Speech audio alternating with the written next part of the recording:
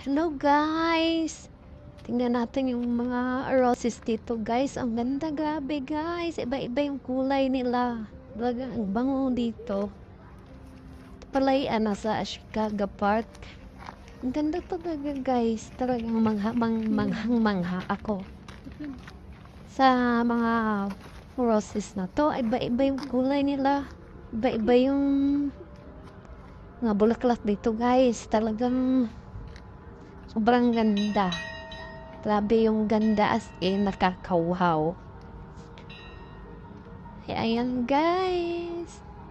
Ayan guys, talagang nag-enjoy talaga kami dito.